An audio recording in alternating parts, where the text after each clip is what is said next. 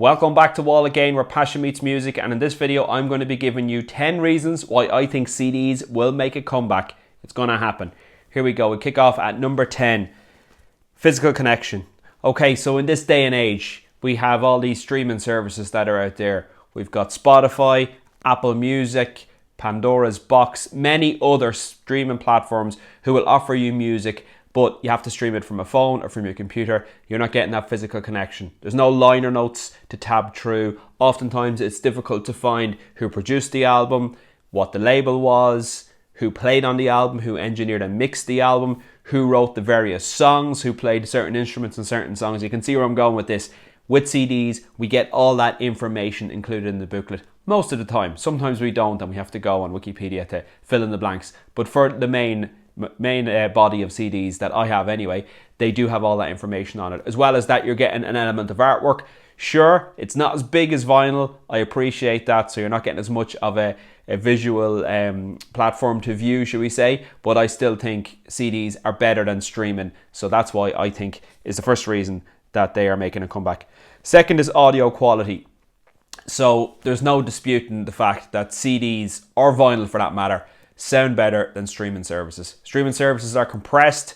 They often don't include the detail. All the high fidelity is basically compressed and reduced, and certain elements of songs are removed in order to compress the files into a size that can be streamed easily. Because let's face it, if you were streaming FLAC files or files that are of a very large file size and have a high fidelity all the time, they would be skipping all the time or buffering all the time. You wouldn't have a good listening experience on streaming. So they have to compress these files down that there's such a small file that they can pass through, whether it's 4G, 5G, whether you're out and about in the car, or whether you're at home through your router in your internet at home for your fiber broadband. So yeah, essentially, I think that's a reason why these files are compressed, and you don't get that on CDs and you don't get that on vinyl, and it makes for a better listening experience, in my opinion. Number 3 is supporting the artist. So that's always been an important part of music, whether it was buying cassettes or CDs at a gig for a band, and now it's vinyl. You'll oftentimes find vinyl at the merch store along with t-shirts or other elements of merchandise, posters, badges, hats.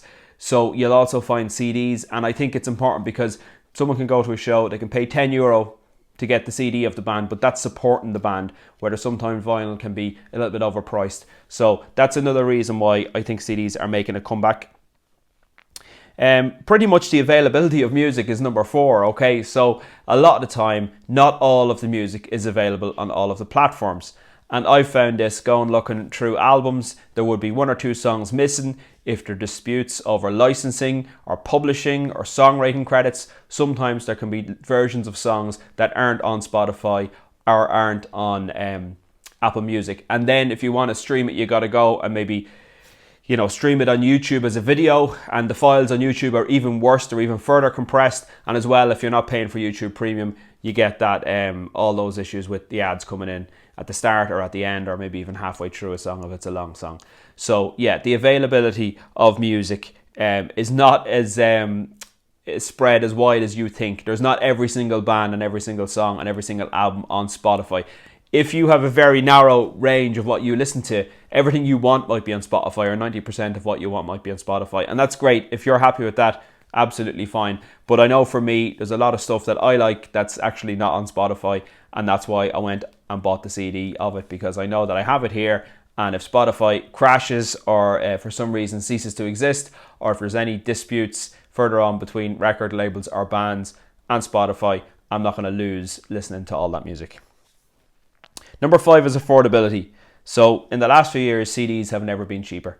They're certainly seen as the poor sheep of the clan, should we say, or the black sheep of the clan, the poor cousin. Getting my similes mixed up there. But anyway, they're not seen as a premium product at the moment. The premium product is vinyl.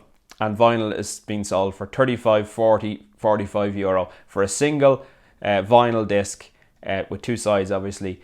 And that is the going rate at the moment, certainly in Ireland and throughout Europe. CDs, you can pick up brand new CDs for 10 to 15 euro each, which is great value. But on the second-hand market, you can pick up CDs for a lot less. I recently picked up a whole batch of CDs, got them delivered from a record store in Ireland, and I think I got like 7 CDs for €24, so including postage and packaging. So you can't go wrong. They're second-hand CDs, but they work perfectly. Once they're not too badly scratched in the wrong way, they will work properly.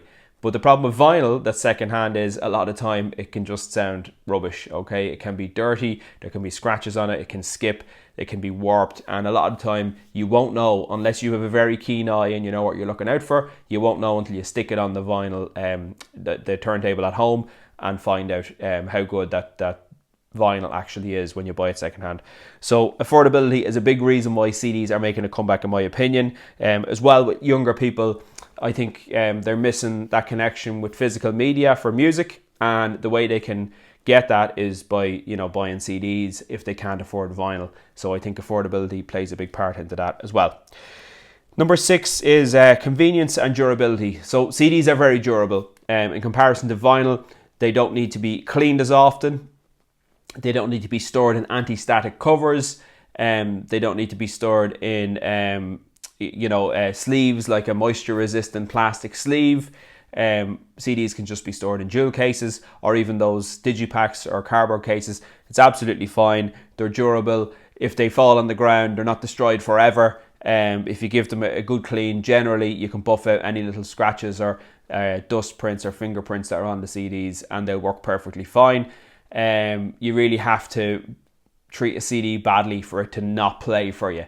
It's not the same with vinyl. Vinyl you need to look after. You have to be really, really careful with it, because the slightest little nick, as I said, it can cause it to skip. So I think the durability of CDs is a big one. The convenience as well on CDs, like with vinyl, I know that you need to have a good turntable, you need to have a good needle, the needle needs to be changed, it needs to be weighted correctly. You need to have it then connected into speakers, whether you go with an amp or the amp's built into the turntable. Then your speakers need to be either they have an amp in themselves, or they're passive speakers and they're driven by an amp. You have to have all your different cables. With CDs, you don't really have all that issue, right? Fair enough with the speakers, you can go for powered speakers or unpowered speakers, but generally you can buy a very good all-in-one CD player, which will be a CD transport that'll physically take the CD in on a tray. You'll have a DAC included in that, which is quite good if you're willing to pay €400 or €500. And then it will actually, there's an amp in there as well that will drive some speakers, and usually you get it all as a package. So I have the Denon, I think it's the DCM41 it's called. I must do a review on that at some point. Let me know in the comments below if you will be interested in that. But it's absolutely fantastic. It's an all-in-one CD player, and it's connected up to speakers that are part of the bundle, and there's just no issues. I put the CD in, it plays every time.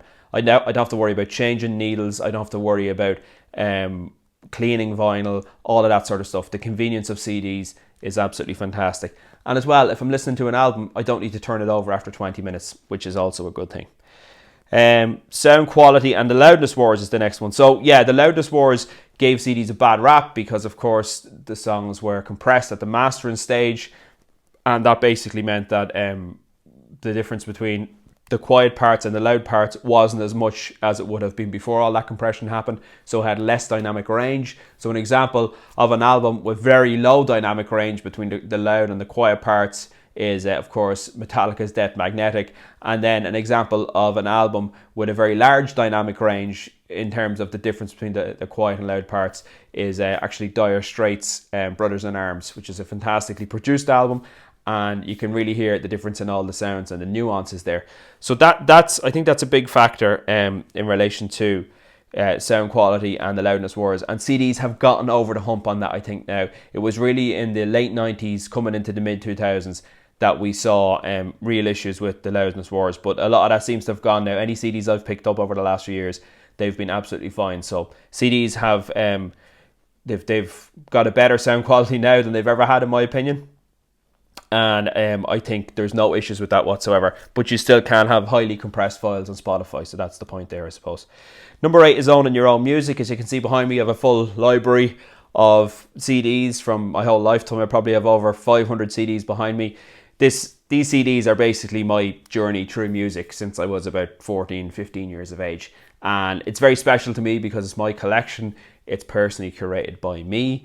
and these CDs are in here because I've bought them along the way. I've never got rid of CDs really. I've never sold any. So I own this collection and it's my own. If Spotify decide that for some reason they're not going to play AC/DC records, Led Zeppelin records or Metallica records, I have all those behind me. So I'm not relying on Spotify. I actually own my own music.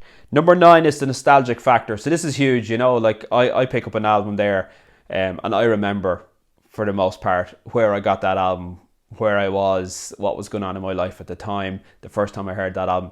There's a nostalgia factor that takes me back to a time in my life, and I think that's great. Absolutely brilliant to have that connection to music. You don't really get that with streaming because you don't have as much of a physical connection. You can certainly hear the music, but you can't visually or even the whole tactile thing of being able to open up the CD and being able to take out the sleeve and open up the posters and stuff. All that stuff to me is important, and I think that's another factor why CDs are making a comeback. And then the last one, which kind of feeds into what I've been saying, is the whole collection factor, being a collector. I'm a collector. I'm a collector of albums and CDs of bands I like.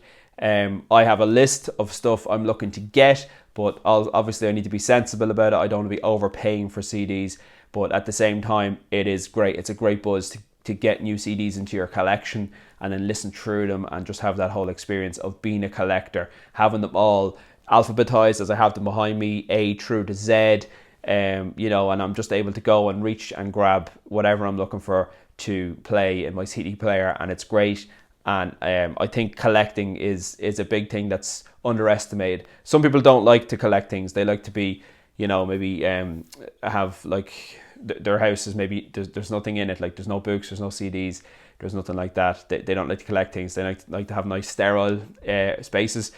For me, I like to collect things, okay, within reason. I don't want to be a hoarder. I don't want to be collecting things I never use, but certainly when it comes to music, I'm a collector, and that's the reason why I have so many CDs. And I think that's another reason maybe young people, they're starting collections and they want to have that connection to the music through their collection. So that's the 10 reasons why I think CDs are making a comeback in 2025 and going into 2026. Let me know in the comments below if you think CDs are making a comeback. I would love to hear from you. If you could hit the like button if you like this video, and if you could also subscribe if you haven't already done that, and I will talk to you on the next one. Bye for now.